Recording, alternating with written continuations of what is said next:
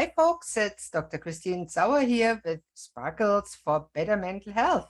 Welcome to a new episode of the podcast and video show, and I'm excited today to have Alison Bladh. Do I pronounce it correctly? You Probably did not. perfectly. Oh, thank you so much, because Alison is not only a registered nutritional therapist and a beauty therapist, she is living in the wilds of Sweden after she fell for the charms of a Viking man. Wow. Now you have to tell us how you came to work in the health and wellness industry and focus on menopausal health with helping women like us to sparkle with better diet, lifestyle, and mindset. Yeah, my story actually started when I was a teenager, because I had, when I was growing up, I had acne. I had very bad skin.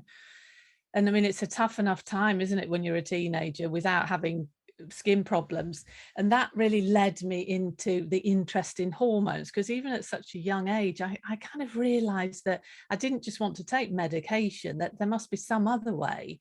So I really started to look into it and think about what I ate, exercising, and everything, even at a young age. And that's what really pushed me into studying to become an esthetician, so a beauty therapist initially. Because I wanted to learn more about the skin and why this had happened to me. And because of my interest and fascination for hormones, this really led me into the client group of women that had hormonal skin issues. So the majority of my clients were perimenopausal, menopausal women, because you can actually develop acne because of the hormone fluctuations and changes. You can develop that in later life, plus many other skin issues. But I very soon realized that it wasn't enough just to treat the body from the outside. You had to work on it from the inside. And that's when I went back to university and studied to be a nutrition. I studied nutritional science and studied to be a nutritional therapist. And ever since then, I've been working with menopausal, perimenopausal women to support them, to coach them through this difficult period in their time with nutritional programs and advice, depending on what they need. And I think my fascination also was not only with to do with hormones and skin, it was also to do with, I really remember my mother and grandmother and all their female friends when I was growing up having, my mother, we used to have hot flashes, but as a kid, I didn't really understand what that was. And I'd say to her, are you okay? What's going on? And she'd just be like, oh, no, we don't talk about these things, just brush it under the carpet. But it fascinated me because nobody helped these ladies and they were really suffering. So I've kind of made it my mission to support women through this time period and really get rid of the stigma attached to menopause. Yeah, it's not that we get crazy when we go in menopause, and those hot flashes are not in our imagination. It's really true. We get suddenly hot and then the whole body gets drenched. So what did you find out was the reason? I mean, yes, the hormone changes are some of the reason, but there's other reasons that people can suddenly get what they think is a hot flash and break out in a sweat and start shaking. That really has to do more with the sugar levels, right? Yeah, it's quite interesting when you look at the research, because we still don't really fully understand the reasons why we get hot flushes. It's kind of as if the body's thermostat has just gone a bit out of control due to the decline in estrogen and progesterone. But absolutely, I totally agree with you with blood sugar balance. That is that's so crucial in general, but it's really crucial through perimenopause and menopause. And also anxiety and stress, that can bring on hot flushes. Absolutely. If you're really overwhelmed or worried about something, that can stimulate hot flushes events. But it's to do with the body's thermostat being a bit out of whack because of all the declining and the hormones. They're not in perimenopause. Your hormones like a roller coaster, isn't it? They're not just declining. They're all over the place. Yeah, it seems like the thermostats are all broken and they spin around in circles and mix up, and it doesn't work properly until everything comes back to calming. So you said about stress and menopause. What do you think? Why are women in menopause affected by stress differently or more than women at other stages of their life? Yeah, I mean, there's lots of different ways you can really look at stress during menopause, and one of the things that I see with a lot of my clients is that this midlife period, so when you're coming into perimenopause, which the majority of women don't actually realize they are in perimenopause, they just put it down to, you know, life in general being overwhelmed. And, you know, when you're in midlife, you possibly have children at home, you've got a career, you maybe have parents that are getting slightly older that need looking after. There's a lot to do. So you're already quite stressed. And then on top of that, you start developing these symptoms of perimenopause. And that can just really escalate the stress and the stress response. And one of the stress hormones in particular, called cortisol, that can really become unbalanced during perimenopause and menopause. And that can lead on to other issues, like going back to raised blood sugar levels, etc. So I think it's that one of it is the lifestyle. Yes. Yeah, lifestyle factors and also hormones. So many people have those pimples around the mouth in menopause, and that are caused by hormones and the cortisol, because they both mimic male hormones and can produce those acne.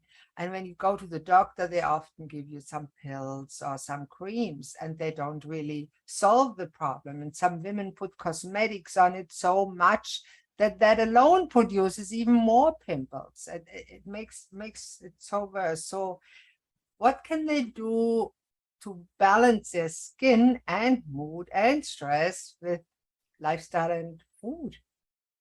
Yeah, there's so many things that you can do naturally to really, you know, work with your skin and your mood, because the what we call the happy hormones, like your dopamine, your oxytocin, etc., they're really affected as well during perimenopause because of the decline in estrogen. We need estrogen to keep these hormones in balance.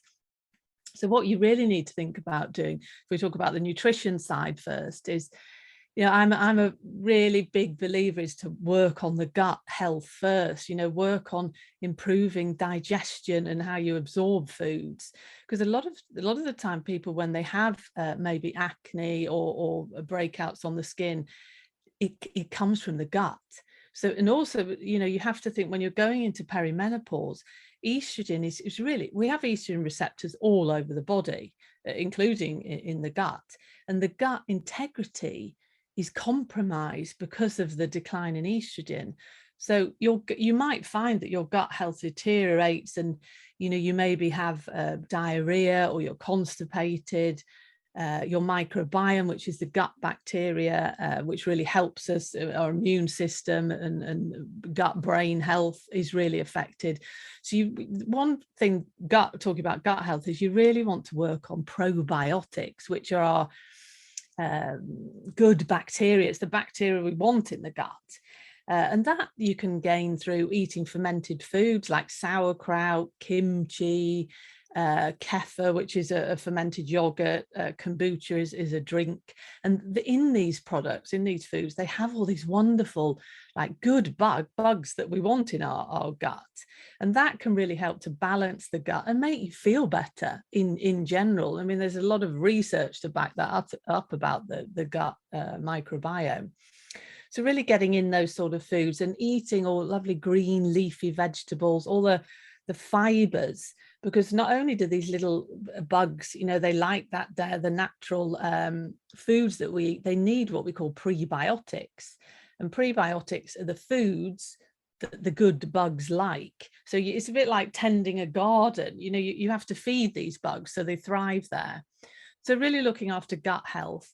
And then one key thing as well is removing highly processed refined foods and sugars, going back to blood sugar balance, how detrimental that is, you know, to our health in general, but especially as you go into perimenopause, because research is saying that we have a higher tendency to become insulin resistant when we have lower estrogen levels, and that basically means that your body can't maintain blood sugar balance, and your blood sugar may be raised, and that leads to many things like weight gain and mood swings, and you know, it's not good for your health in general. So eating a good diet, reducing sugar, more of what we call a Mediterranean style diet.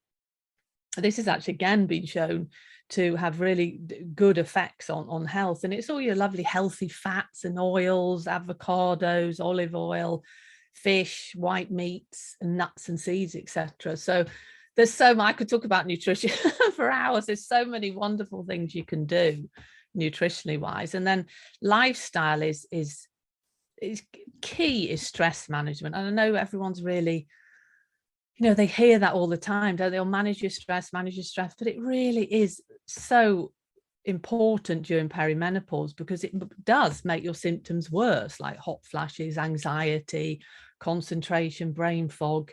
Finding a way that you can manage your stress levels, because, you know, I say to my clients, you know, it's not realistic to go and tell you to do an hour's yoga or go and meditate for an hour, because most people don't have that time, and it becomes another stress moment.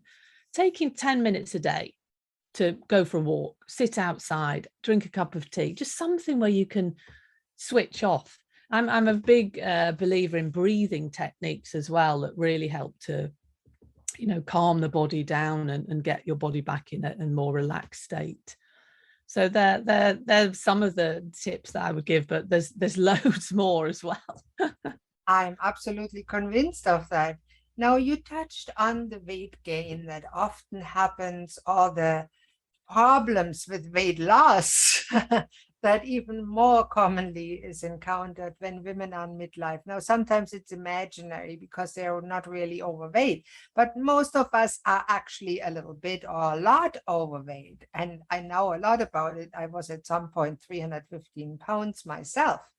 So it's hard to lose weight. It's even harder to keep it off. Why is it so hard in menopause? And what do you tell women that come to you and say, I want to lose weight, I'm in menopause, but somehow I eat less and I can't release the weight? Yeah, it's a very tricky area, and it's an area that, like you say, Christine, it's not for everyone, but it's very, very common in midlife. And it's really, there's so many different aspects to it that you really have to look at and find out, you know, what is going on. When I work with clients, I work with a functional medicine model, so I really get to the root cause of what is going on. It's like peeling back the layers of an onion, you know, and seeing there's so many aspects to weight gain in midlife, and again, it's an area that we don't fully understand yet. But what I tend to do with my clients is first of all, you know, talk to them and say that in general, never mind the menopause, as we age, you know, the aging process, our metabolism and our metabolic system does slow down. So really what you ate when you were younger, like the portion size, you actually can't eat that amount when you get older because of the metabolic rate. You don't burn that energy like you used to. So that's one area. And also with the levels in the declining levels in hormones, that we find that does also, you know, you need to reduce portion control, because it has lack of estrogen has an effect on your metabolic health. So that's one reason. Another area that is very interesting is as women become older, the thyroid issues come into play, and it's an area that needs to be looked at if you are gaining weight and you know you really are eating very healthily and exercising, etc., because your thyroid hormones, your thyroid's like the engine of your body, And if that's not working, producing hormones like it should be, that one of the symptoms of that is weight gain. The symptoms of thyroid, especially hypothyroidism, are very similar to menopausal symptoms. So sometimes it does actually, get forgotten. So looking at thyroid, and then what happens when we come into midlife is that majority of people find that they put weight on around the stomach area, around the abdomen area. And that is even more so if we're chronically stressed, because cortisol, going back to cortisol, is a stress hormone. And if you're constantly stressed, you will store fat, and that is normally around the abdomen area. So I always say to people with weight loss, work on your stress levels even before you start working on nutrition, because that is really, really key to helping people to lose weight. And I think understanding as well with weight loss that crash diets don't work, especially when you're menopausal. The last thing you need is the stress on your body of not eating. So it's really adopting a new lifestyle with no processed foods, no sugary foods, really whole foods, eating protein, which is crucial. That also makes you feel satisfied. And then, cutting back on all the refined carbohydrates that cause you to gain weight due to raised blood sugar and insulin levels. So it's really, you have to tackle weight gain from many different areas. There isn't, unfortunately, a quick answer to it. Would be too nice, wouldn't it? It would be too easy. This pill and you'll be thin. It doesn't work that way in real life. Yes, No. pills for weight loss, but usually they have more side effects than positive effects. I'm not a fan of it at all. And I'm pretty sure you are not either, because that's not the way that the human frame is meant to function. We are meant to eat real food and not what I sometimes call food stuff. Yeah, that's good. I like that food stuff. Brilliant. It's like, I mean, our food environment, my opinion of our food environment, that we live in quite a toxic food environment, and it's just so detrimental to health. Yeah, there's just one pet peeve that I like to talk about. When I came to Canada, I looked around what was there available for foods, and I was born in Germany, and there's one particular food that sparked my interest. It was yellow. It says it has real cheese. It's called cheese whiz. So I looked at it. I actually bought a small bottle and I opened it and it repelled me. I said, that's yellow plastic. And people put that on their bread and in their body. I can't believe it. I did not eat that, but people actually eat it and like it. I don't get it. No, I try to tell my clients, if when you're going shopping, try to just buy whole foods, or don't, if you're buying something, you look at the packaging and it's got more than 4-5 ingredients on, then really, don't buy it. Try to just buy like things that you know what they are. That's a chicken, that's a fish. That is a good tip. Now, you talked about what you do with clients. Tell us a little bit about if somebody says, oh, I need that. I'm in midlife. I need somebody to help me navigate that. I want to lose weight. My mood swings are crazy. I have hot flashes. I'm stressed out. How can I reach Alison? How can I learn more about her and maybe talk to her what it means to work with her? Yeah, I work with my clients on a one-to-one basis. Very individual, very tailored to what you actually need, because it's very different. Even though we have similar symptoms going through menopause, everyone has different goals.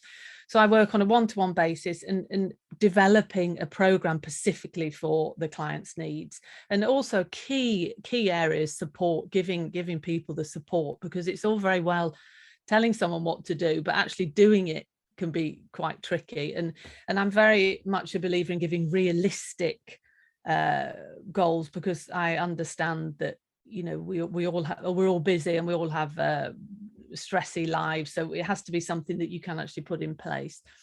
The best way to get me is through my website, which is alisonbladh.com. And on that website, I actually have a free ebook download, which is called, well, there's quite a few in the resources page, but there's actually called one, Food for Mood, which gives you ideas of recipes, a meal plan that can really help boost your mood and happy hormone levels when you're going into perimenopause, because we all can get we can all have mood swings, can't we, and be a bit irritable and anxious. So that's available there on the resources page. And then I'm on all the social media links, Instagram, Facebook, Twitter, LinkedIn, and that's Alison Bladh, the easiest way to find me there. And that is wonderful. And I'll make sure that underneath this video and the show notes in the podcast version, that there's all your links, so people can actually go there and check it out. And I looked myself at those ebooks that you mentioned. They are amazing. I can't wait to download a few and cook the recipes and see what my husband says to it, and my dog. Dogs can love sweets too. Oh. My dog is a sweet lover. Oh, yeah, they do. Don't give him meat, give him sweets. He's crazy, but he's a dog, so that's okay. Oh. Now, Alison, I thank you very, very much for being on the show today. It's a pleasure to talk about menopause and what people can do naturally to feel better, look better, and be healthier overall. And as I always say, we both help people to sparkle in some ways. And I always say, when several people sparkle together, we get fireworks. So let's end the show with the beautiful firework. I recommend all of you, if you like what Alison said, go to her website, look at the books, book a free call if you want to, and talk to her and see if you may want her to support you in your journey to better health in midlife. Oh, thank you so much. That's very kind of you. And yeah, keep sparkling. I'm a big sparkler as well. Oh, absolutely. It's so inspirational, and we all love at night. We look up at the starry, sparkling sky, and we imagine how it would be to sparkle like the stars. But we can do it, can't we? All right. Thank you so much. That's the end of today's episode. Make sure you tune in to the next episode of Sparkles for Better Health. Watch out and make sure you subscribe so you don't miss a single video or podcast. Bye-bye.